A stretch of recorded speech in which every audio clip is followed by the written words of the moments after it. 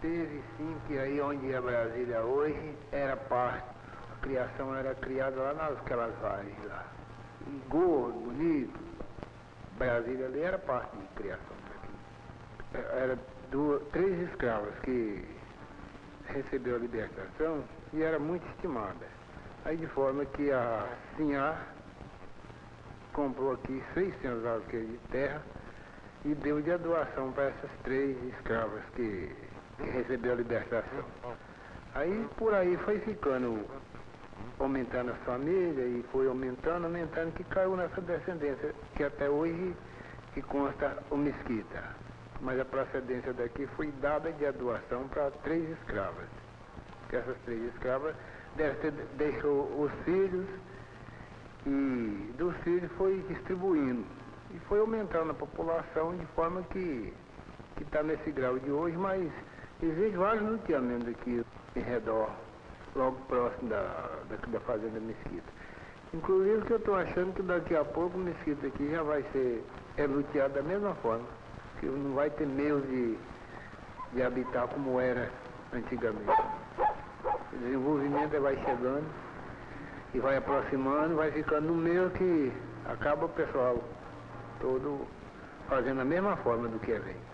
Eu não acho nada de bom, porque a vida mais calma parece que ela é mais melhor, que onde existe muita população não há sossego mais, né? Não podemos criar mais nada, primeira base, não podemos criar mais nada, não podemos ter mais liberdade nem sossego com as coisas, porque os malandros sempre estão por aí mesmo, onde existe muita gente é onde o malandro está junto. E de forma que eu não considero nada, bem como as criação. Hoje, antigamente, nem muito antigo, a gente criava à vontade aqui, suas vaquinhas, criava seus animalzinhos. Hoje, se não for no feixe, o malandro carrega. Antigamente ninguém tinha parte, não. Aqui era uma abertação só e a gente ia lá na terra do outro e buscava a criação. Agora hoje não, hoje você deixou ela uma semana, duas, quando você procura nem notícia tem. No tempo de o atraso, no tempo que não existia, nem pensava em Brasília e nem talvez nem em Goiânia, nós moía cana no engenho de pau, tocado com 6 boi, 2 homens para servar, um do lado do outro.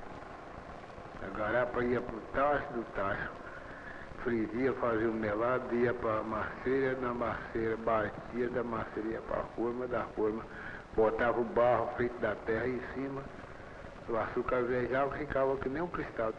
Moía a cana, fazia formas e formas de açúcar, nem só aqui no Mesquita, como a vizinhança toda. Ninguém conhecia o açúcar cristal. De forma que a marmelada era feita por açúcar de forma. Era falado açúcar de forma. Bom, fizemos sim da marmelada, que ela sempre serve um pouquinho, e o resto a gente vive de algumas frutas de chácara que vende e vive em vários ramos. Uns mexem com a carroça, outros trabalham de ameia, pega a roça de ameia com o fazendeiro. A ameia de nossa aí recebe o mato e dá o mantimento no monte. Fez o arroz ensacado, fez o feijão e o milho. A vantagem deve ser para o dono da terra, né? Porque não faz despesa nenhuma. Até hoje nunca aconteceu de fazer despesa nenhuma. Sempre é o meieiro quem faz tudo.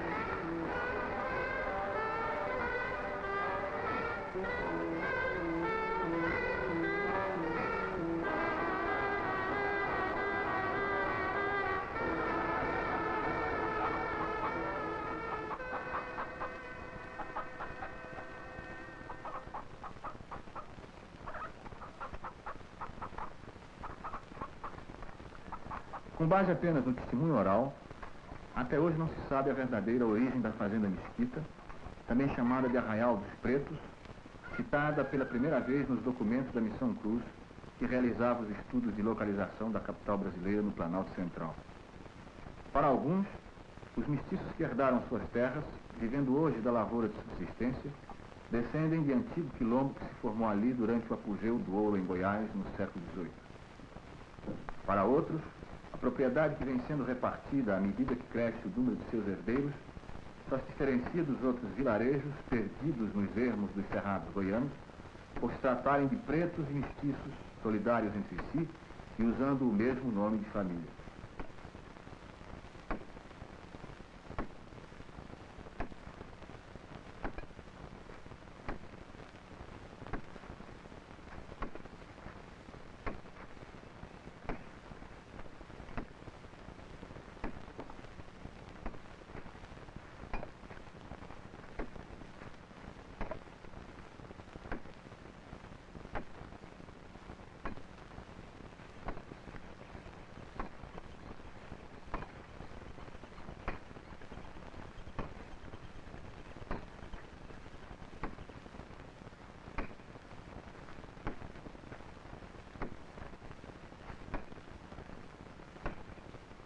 Situado a pouco mais de 1 hora de Brasília, parte através da rodovia que vai a Belo Horizonte e parte através de péssimas estradas carroçáveis, o Mesquita não é alcançado por carro nos meses de inverno, ficando praticamente isolado.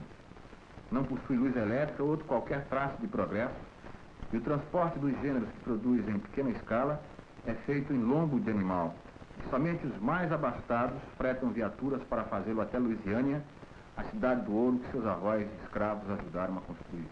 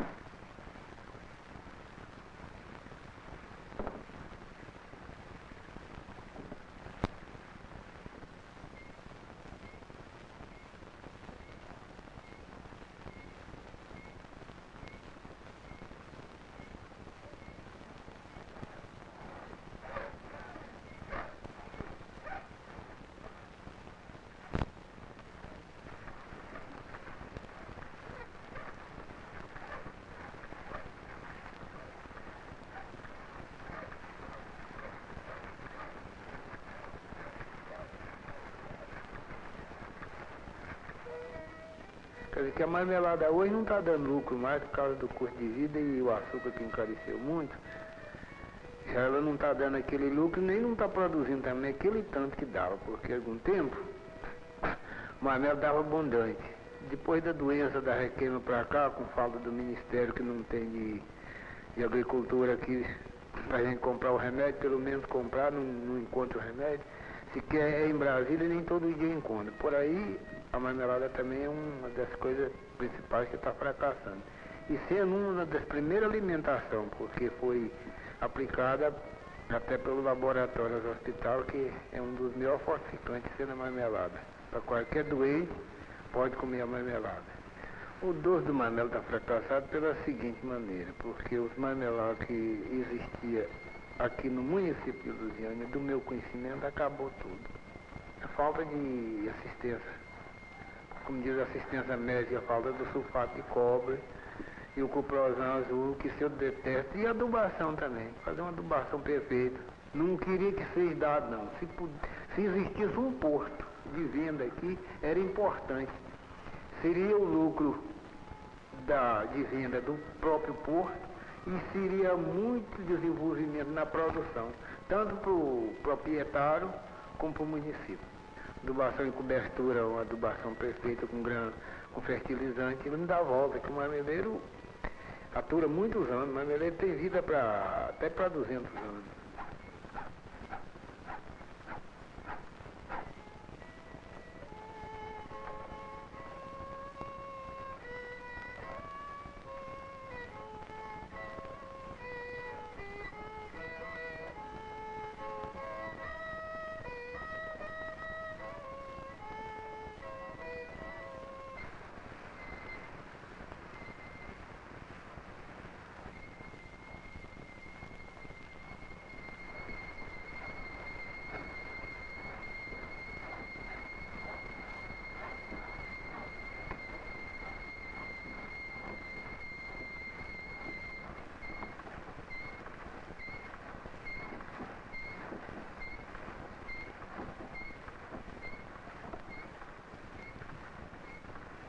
O contato entre os 800 habitantes do Arraial e Brasília é de iniciativa apenas dos mais moços, homens e mulheres, muitos deles já transferidos para as favelas do Distrito Federal, atraídos pelos descartes e a construção civil.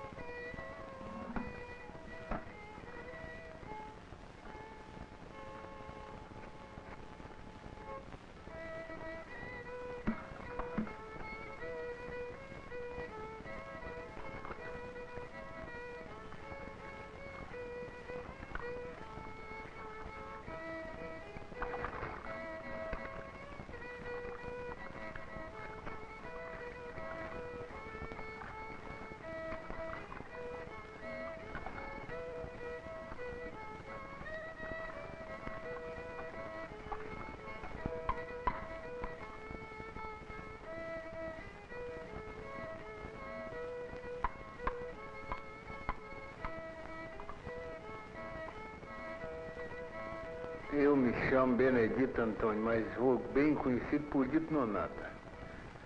E moro aqui na Fazenda Mesquita, fui nascido na Fazenda Água Quente, vizinha aqui do Mesquita, vizinha de uma légua, e nascido e criado nesse município. Estou com 60 anos de idade. Agora, a profissão minha sempre é profissão de lavrador, mexo com docinho de marmelo também, pouquinho mais fácil, pouquinho. E sou pai de 11 filhos, sendo 8 homens e 3 mulheres.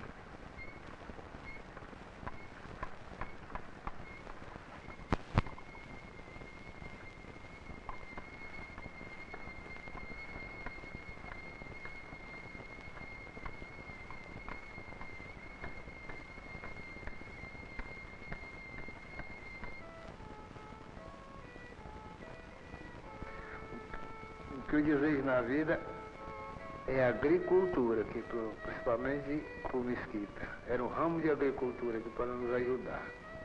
Era uma permanência de uma escola boa para o Mesquita, porque o pessoal do Mesquita não é como muitos pensam, não. São inteligentes, mas não tem disciplina, porque as escolas daqui nunca seguem. Começa, vai até um certo grau e para. Como de fato eu acuso que já teve diversos professores que esteve aqui licionando e não fez nenhuma prova. Termina a escola antes, sem nada. Atrasia muito grande coisa, porque sem a escola nós não somos nada, né? Porque se tivesse uma escola, todo mundo tinha medo de viver melhor. Porque não falta um emprego hoje procurando, mas cadê a escola? Cadê a formatura? Não tem.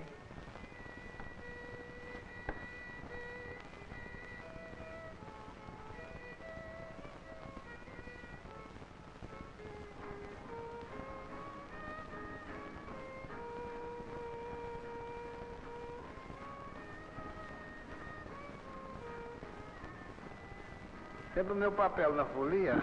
Bom, na folia eu sempre ajudo na folia, sou ajudante na folia, ajudo a corrigir também algumas coisas na folia que precisa, sempre ajudo no cantori, grito algum leilão quando aparece prenda, que eles pedem para gritar o leilão, eu grito leilão, e ajudo em diversos órgãos da folia que precisa, sempre eu ajudo. Faltou eu dizer que toco viola, ajudo no cantori, do Divino, de Nossa Senhora, de qualquer um santo que for girar, eu sempre auxilio. É a católica. Eu digo que sou um católico porque sempre nós frequentamos a igreja, assistimos à missa. Quase todos eles confessam. Tem a folia do Divino, tem a folia de Nossa Senhora da Badia, do Divino no mês de maio, como cuja agora já está marcada para sair dia 6 desse mês de maio. E a de Nossa Senhora da Badia sai também no dia 6 de agosto, porque antigamente era brincadeira interessante, tinha moda de viola, aquela brincadeira boa, e hoje não, hoje você vê confusão. Quando corre muito em baile, não tem alegria nenhuma, como era antigamente. A brincadeira de antigamente era brincadeira de alegria, o qual hoje nem pode se comparar.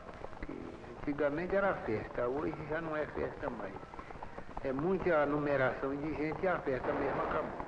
Nem isso não se pode contar, é bom só para quem conheceu contar e ninguém dá conta como que era a folia de antigamente. Era coisa religiosa, fartura para sobrar. Não tinha ninguém que dava conta de comer, a limpar uma mesa nos pousos. Não digo que não fez progresso, mas esse progresso não vai resistir. O pessoal não vai resistir o progresso. Os que fazem a festa, são essas pessoas mais velhas. Aqui tem o Severo, o Zelão, dos dois maiores para fazer isso. Em primeiro lugar, era uma vaqueira que tinha entendimento com todas essas coisas do Mesquita. Deixou grande falta.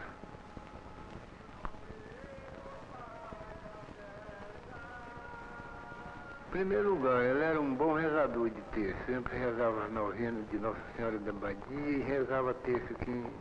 E aplicava também, muito bom para aplicar remédio, esses remédios de raiz, ele aplicava muito bem. Inclusive procedência, ele dava detalhado certinho, sem mentira, sem aumento, e era verdade o que ele dizia. Sempre o Malaquias era um ditador de muita verdade. Eu sabia as histórias de procedência do Mesquita, inclusive esse Antônio Bueno que descobriu esse ouro em Lusiânia e voltou pro Riacho. Ele sempre contava essa história, mas não deixou por escrito, logo morreu.